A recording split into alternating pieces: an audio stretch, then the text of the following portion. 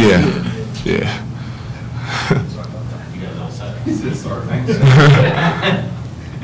All right, guys, just kind of a thought on, you got one of the books, looked like you played well, just kind of your thoughts on where the team is at this point of the year. Still early, but still kind of gelling and finding each other.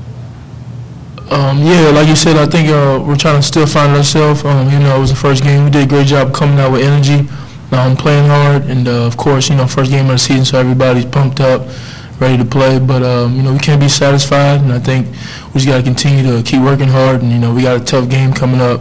Tomorrow's going to be a tough one. They have the #1 non-conference schedule in the country. So, like I said, we can't be satisfied, and we just got to take it one game at a time.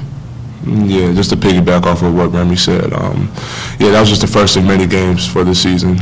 What we want to do is just be the same team we practice to be every day, and tomorrow's going to be a great test for us. Long Beach State is going to come in with they had a great road game against BYU, even though they didn't win. They showed a lot of heart, so they're going to come in here with that same momentum and try and get a win in here. So we have to do what we have to do today in practice and tomorrow to make sure we walk out of here with a win. And this game is important because going into next week with Stephen F. Austin, and then we go to California. That would be a great momentum barrier for us to go in there and try and win a tournament as well. So tomorrow's a really big game for us. Remy, what's it like to be able to play this year after sitting out last year, and what was last year like as you were practicing but not playing? It feels great to be back on the court. When I first came in, I didn't know, how a lot of teammates was going to be, but I came in and fit in real well. And, sitting out last year, I just wanted to stay positive and keep working and know that, next year was going to be, right around the corner. And, it came as fast as I thought it was going to come. And like I said, this year it just felt great to be back out there and be back out there with my teammates, and just want to contribute the best way I can to help my team win. Do you feel like your game improved during that year? Any particular aspect you were able to work on, or even just learning Xavier's system, I guess, is probably a big boost? Yeah, I think that was the biggest thing, just trying to learn Xavier's system, defense and offensive-wise. I feel like everything else has improved, little by little, day by day. Like I said, I was just trying to come in every day, work hard when I did have the year off, and stay positive, and my teammates did a great job of helping me stay positive and telling me just to keep working. So I feel like I handled it well, and like I said, the season's here, so it's time to play. And to Remy's credit, his commitment to learning our system has never wavered. He's been a guy who's always watched film, the guy who's always the first one in the gym, last one out of the gym. His dedication has been just awesome. So to his credit, he's done a great job, and I can't wait to see what he's going to do for us this year as this year goes on. James, your first couple of years were an exercise in patience as you got used to learning the system and kind of came into your own. Do you find that you have to tell some of the freshmen that kind of some of the lessons you learned in terms of being patient and waiting your turn? Most definitely. I think I've been through it all. My first 2 years of my college career. So I went from a guy who sat on the bench almost every game of the season to a guy who became an important part of the team. So I've seen every aspect of how your career can go in college. So to these younger guys, I just try and show and spread my knowledge to what I've been through and how they can better themselves and not put themselves in the situation I was my freshman year. So is that just telling them, hey, you got to get up extra shots, or you need to watch film, or where you can be on the court to make you make the right play, so you can make the right play. I'm willing to do that because they are a huge part of our team. The 6 freshmen that we have, they are a huge part of our team. They're going to be the reason why we're going to go far this year. You have this kind of infusion of talent like you do with the freshmen, and also Remy being able to play. How hard is it just to get minutes on this team this year? Guys come to college, they want to play. Right. Is it hard to earn minutes on this team? You know what? If you think about it like that, then you're not probably going to get what you want. You just have to go in there and do what you can do to make the team better. Just focus on how you can make the team better, and am I the best person I was today in practice? Did I take a day off, or did I go back a step in practice today? Because I'm worried about how many minutes I'm going to play this weekend. And that's part of the reason why I didn't get a lot of minutes my freshman year and going in last year as well, because I was thinking about the wrong things.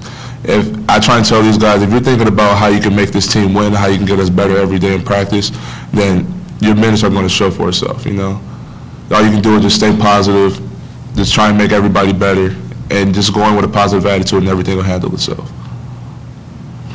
Remy, can you speak to James's leadership out there? Yeah, I mean, you know, like I wasn't a freshman coming in, but as far as like new to the system, you know, he definitely like showed me the way. Like I said, he's been here for as long as anybody's really been on the team. He's one of the older guys on the team, the most experienced. So he's definitely coming in always with a lot of energy, talking in practice, telling people where to go.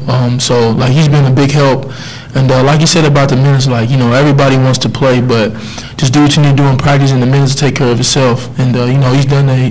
You know, he's been working hard in practice, and, you know, shows of, you know, the minutes took care of himself, you know, and he's doing a great job of helping us rebounding, offensive, defensively, and talking on the court. So, you know, everything's showing out there. His hard work paying off. James, Remy's wearing a shirt that says great expectations. Do you feel different about this team this year? Do you feel more excited about this team, what you guys have talent-wise, and what you might be able to do this season? Most definitely. I feel a lot different. The last year's team was very good, but this year I just have a whole different feeling. I mean, I feel like we have so many different options, offensively and defensively. You know, I feel like what the level, the height of this team, the sky is the limit. You know what I'm saying? So, like, I feel like if we just do what we have to do, I feel like we're going to have a very, very good season.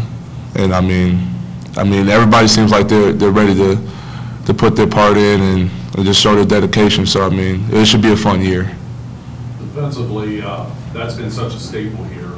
Where do you feel you are? Because sometimes early in the season, that kind of is like the last piece of the puzzle that gets, you know, put together where a coach is satisfied with it. Where are you guys at this point?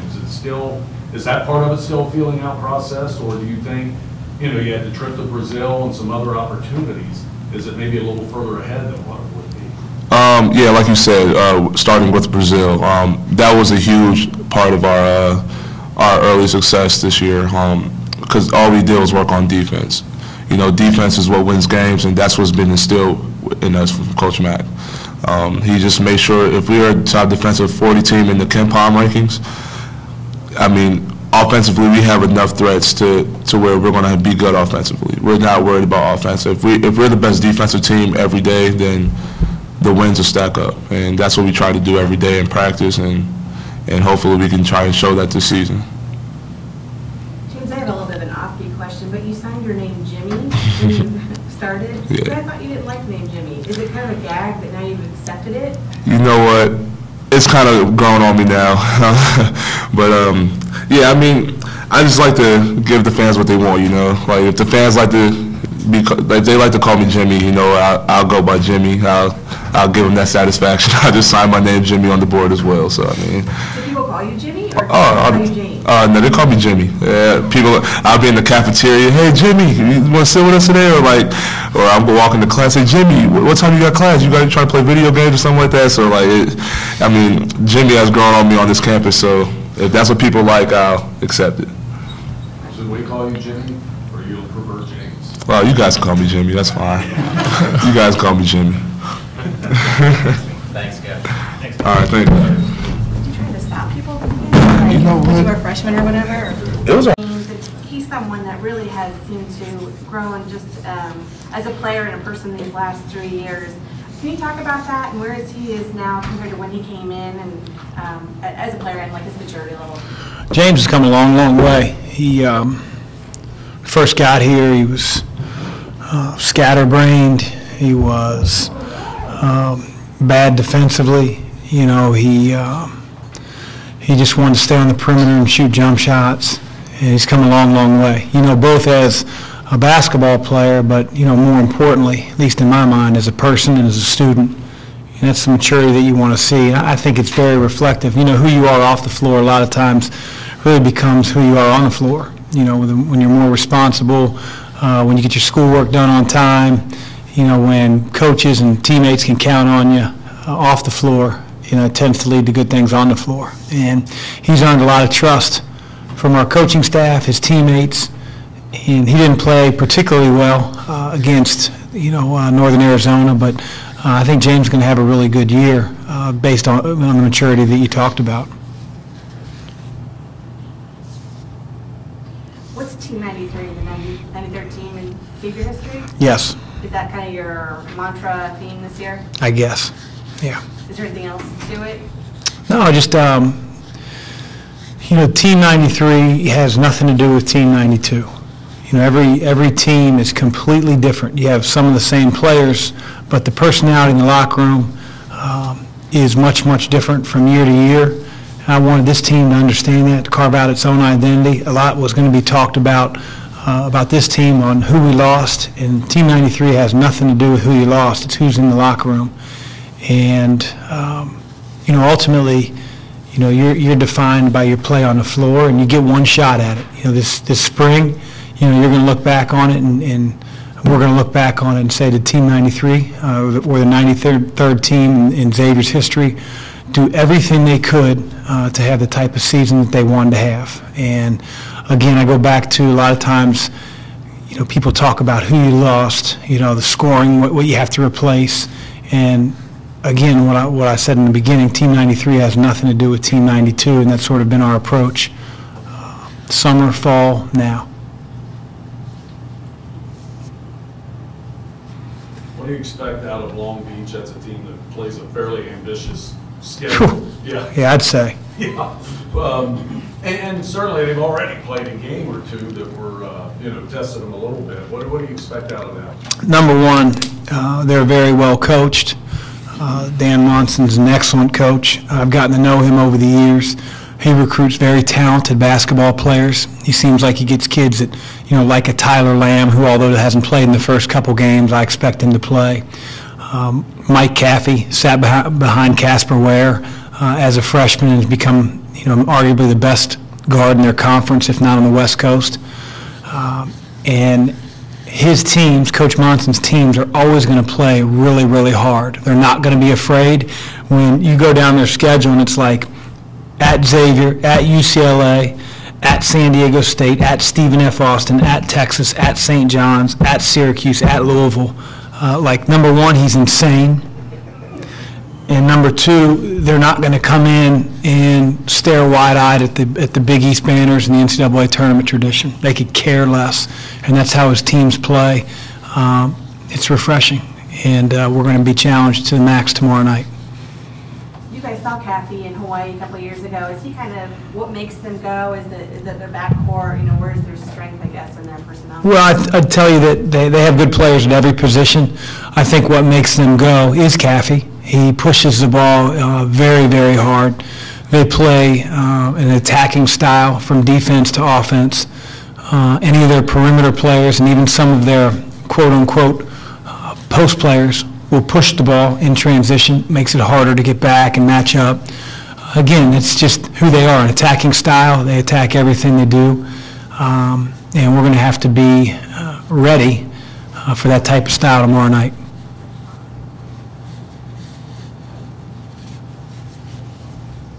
You had a chance to review your first time out of the box. How do you think things went?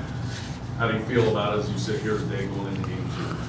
Well, there were some things that I was really pleased with on Friday night. There were some things, especially the last 4 or 5 minutes, that I was very disappointed in. We ended that game on a 27-8 run against us. At one point we were up 51 and we ended up, winning by 33 points. And, it's not so much the margin, it's just the level of play on both ends of the floor. Defensively, Upshur got going, which, he's an all-conference player. Guys of that ilk can do that, but I didn't think we were as locked in defensively as we should have been. And then offensively, I thought we didn't handle the pressure as well as we needed to. We should have been more poised.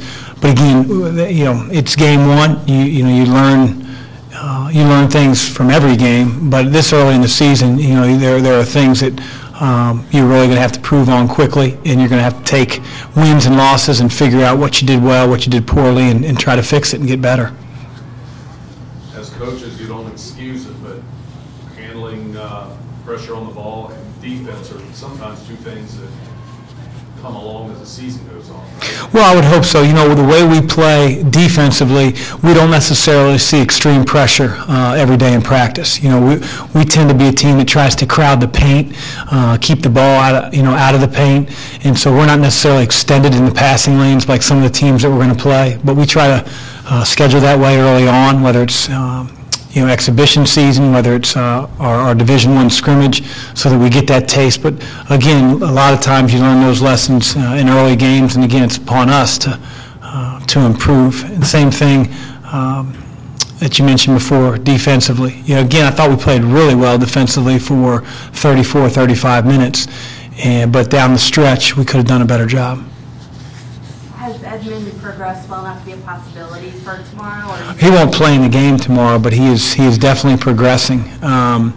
We were never given any indication that tomorrow night would even be a possibility, so it's not a setback in our minds. I mean, he's getting very, very close to being released, but he's going to have to go through some contact type practices before he gets the final okay. That's it. Thank you.